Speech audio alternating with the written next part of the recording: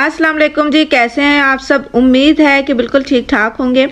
अच्छा जी, ज़बरदस्त सी एक मिल्क शेक समझे उसकी रेसिपी लेकर आई हूँ आपके लिए। ठीक है, क्योंकि दूध का इस्तेमाल है तो मिल्क शेक ही कहलाएगा। ठीक है, बहुत ही आसान सी ये रेसिपी है। ठीक है, 50 लोगों की इफ्तारी अगर आपने अरेंज की है, ठीक है, उसके लिए भी अगर आपको इस तरह का पानी चाहिए, इस तरह का थिकनेस वाला इसका टेक्सचर चाहिए, तो ये वीडियो आपके लिए बहुत ज़रूरी है। ठीक है, अच्छा होता क्या है कि समझ नहीं आती, इतने लोगों की इफ्तारी करवानी भी है और पानी भी ऐसा बनाना है कि मज़ा भी आए और अच्छा भी लगे देने में, सर्व करने में। ठीक है, बाबरकत महीने में बाबरकत हमें चीज़ें बनाने का अल्लाह पाक ने ये शर्फ दिया है कि हम इफ्तारी करवाएं और लोगों को खुश करें। ठीक है, अच्छा ये साबुदाना मैंने लिया है। ठीक है, एक ढक्कन, तकरीबन मैंने 1.5 ढक्कन वैसे तो इसमें डाला है। क्वांटिटी आप अपने हिसाब से कम या ज़्यादा कर सकते हैं। ठीक है,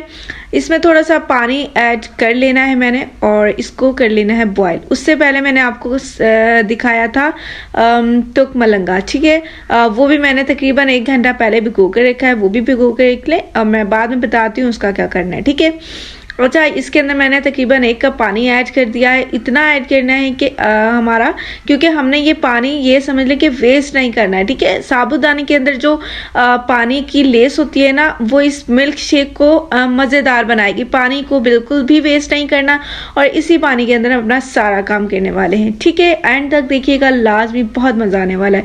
अच्छा इसके बाद ये कस्टर्ड बना रहे हैं। हमने तकरीबन 1 कप मैंने दूध लिया है। मैंने तकरीबन 3 गिलास बनाए थे। अब 3 गिलास के लिए मैंने 1 कप दूध लिया है, मतलब कि मैंने 1 पा के करीब दूध लिया है। ठीक है, और ये आप अपनी क्वांटिटी कम या ज़्यादा कर सकते हैं। ये तो आप पर डिपेंड करता है कि अगर घर में इफ्तारी करें कितने अफराद है उस हिसाब से।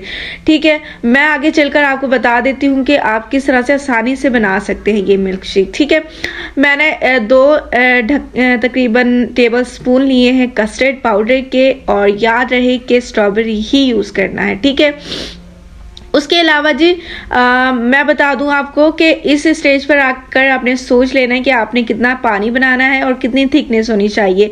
ठीक है, अगर दूध भी थोड़ा है ना तो कोई मसला नहीं है, पानी डालकर, मैंने भी पानी डालकर इसको मिक्स कर लिया है, क्योंकि हम गाढ़ा सा इसको बनाएंगे, इसका पेस्ट सा। ठीक है, और उसके बाद हमने इसको पानी के अंदर जितना भी इसके अंदर आप डालना चाहते हैं डालें। ठीक है, और मेरे ये बताने का मकसद ये है कि आप लोगों को ये समझ आ जाए कि हम लोग थोड़े से दूध के साथ किस तरह से ज़्यादा मिल्क शेक बना सकते हैं जो पीने में भी बड़ा मज़ेदार लगे और सोचता रहे अगला बंदा कि किस तरह से इसको बनाया गया है। ठीक है, ये अच्छे तरीके से इसको कर लेना है मिक्स, और साइड पर दूध भी रख लीजिएगा। जो मैंने दूध सॉस पैन के अंदर डाला था, देखिए बॉयल इसको आने लग गया है और इसके अंदर चीनी मैंने डाल दी है। चीनी भी अब मैं आपको बता देती हूँ कितनी ऐड करनी है। ठीक है, चीनी की क्वांटिटी आप उस हिसाब से रखेंगे जितना आपने पानी बनाना है, क्योंकि आपने अगर इस स्टेज पर चीनी डाल दी है तो फिर आपको अंदाज़ा होगा कि आपने कितना पानी बनाना है। और इसके अलावा जी अगर थोड़ी हो चीनी तो मसला ही कोई नहीं है, आपने जब बना लेना है तो एंड पर भी डाल सकते हैं, कोई मसला नहीं, चेक कर लीजिएगा। देन उसके बाद आपको जितनी नीड होगी चीनी की उतनी आप ऐड कर लें। मैंने तकरीबन 4 चम्मच ऐड की है। ठीक है, और मुझे ज़्यादा भी पसंद है और एक्चुअली मैंने 3 गिलास बनाए तो उनके लिए इनफ है। ठीक है, और ये देखिए जी इसको बॉयल आने लग गया है अच्छे तरीके से। कस्टर्ड का प्रोसीजर तो आपको अच्छे से तरीके से पता होगा। ठीक है, बॉयल आने लग गया है और फिर हम इसके अंदर अपना जो मिक्सचर हम लोगों ने बनाया था कस्टर्ड पाउडर का, वो हम लोग ऐड करेंगे। पहले ऐड नहीं करना ठंडे में, गरम गरम जब इस तरह से बॉयल आने लग जाएगा फिर हम लोगों ने ऐड कर लेना है इसके अंदर कस्टर्ड पाउडर। अब इसकी थिकनेस आपने चेक कर लेनी है, क्योंकि थिकनेस पर बहुत ही गौर करना है, क्योंकि थोड़ा पतला नहीं होना चाहिए, क्योंकि हमने बाद में भी पानी ऐड करना है और पतला पहले से ही होगा तो फिर हमारा पानी जो मिल्क शेक है वो हमारा ज़्यादा पतला हो जाएगा। ठीक है, इस तरह से ये देखें जी ज़बरदस्त सा ये देखिए कंसिस्टेंसी को चेक कर लीजिए, ये कंसिस्टेंसी आपकी होनी चाहिए और इस तरीके से आपने इसको अच्छे तरीके से मिक्स कर लेना है, गुठलियाँ ना हो। ठीक है, कस्टर्ड जिस तरह से सिंपली बनता है आपने उस तरीके से बना लेना है। और एक बात और कि ये इतना ही गाढ़ा होना चाहिए। मैं बार बार क्यों कह रही हूँ, क्योंकि पानी का हमने बाद में भी यूज़ करना है, पहले पानी नहीं बना लेना, ठीक है। कस्टर्ड मैंने 2 चम्मच लिया है और 1 कप मैंने दूध डाला है, ठीक है। और 2 कप जो टेबल स्पून कस्टर्ड है वो बहुत होते हैं 1 कप के लिए गाढ़ा होने के लिए, ठीक है। कस्टर्ड हमारा तैयार है माशाल्लाह से। और ये जो देखें तुकमलंगा जो मैंने भिगो कर रखी थी अच्छे से राइस हो गए, फूल गई है और मैंने इसको गरम गरम में ही डाल दिया, ठीक है। अब इसको डालने का मकसद ये कि अगर कोई एक आध दाना जो इसका नहीं फूला तो वो भी फूल जाए। और सेकेंडली मैं ये बता दूं कि तुकमलंगा आपने अचानक से याद आए कि हमने ये बनाना है तो आप साबुत दाना को जब बॉईल करेंगे उसके बाद आपने थोड़ा सा पानी डाल के नीम गरम सा उसके अंदर तुकमलंगा भिगो देनी है। 5-6 मिनट में भिगो कर आप इसको रखें, सही हो जाएगी। देन उसके बाद कस्टर्ड पाउडर भी गर्म ही होगा, वो भी ऐड कर लें तो तुकमलंगा काफ़ी जल्दी राइज हो जानी है, ठीक है। अच्छा, ये मैंने सब कुछ इसके अंदर कर लिया है मिक्स। और इसकी कंसिस्टेंसी चेक करें। साबुत दाने की जो मैंने पानी का आपको बताया कि वेस्ट नहीं करना, तो वो बिल्कुल भी नहीं करना आपने, वो अच्छा लगता है। और इसके अंदर काफ़ी चीज़ें और काफ़ी मज़ेदार सा टेस्ट होता है माशाल्लाह से। और ये देखिए जी, ये मैंने ली है क्विज़ की बोतल, ये आइसक्रीम फ्लेवर है, ठीक है। ये तकरीबन मैंने 1 चम्मच से कम डालूंगी। ये फ्लेवर है, ये ऑप्शनल, अगर आप डालना चाहते हैं तो डालें, अगर नहीं अवेलेबल तो कोई मसला नहीं है, आप ना भी डालें, ठीक है। ये आप इसके अंदर ऐड कर लें और इसको अच्छे से कर लेना है मिक्स। और उसके बाद जी जामे शीरी जो हर घर में होती है और रमज़ानुल मुबारक में जो सबसे ज़्यादा यूज़ की गई हो वो जामे शीरी होती है, ठीक है। अच्छा, जामे शीरी आपने थोड़ी सी ऐड करनी है, इसका फ्लेवर ज़्यादा होता है और इसमें मिठास भी बहुत ज़्यादा होती है, ठीक है।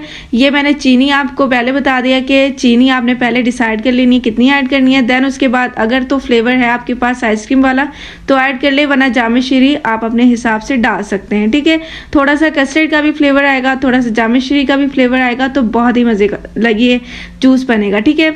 और इसके अंदर जी पानी ऐड कर देना है, इतना आपने पानी ऐड करना है कि जितना आपको नीड हो, ठीक है। ज़्यादा ऐड करके इसको बिल्कुल पतला ना कर लीजिएगा, क्योंकि हमने इसको थोड़ा सा गाढ़ा ही रखना है, तो हमने इतना ही पानी ऐड करना है। ये आपकी क्वांटिटी के अकॉर्डिंग है। अगर तो आपने इफ्तारी का अरेंजमेंट किया है तो उस हिसाब से आप अपना पानी ऐड कर लें।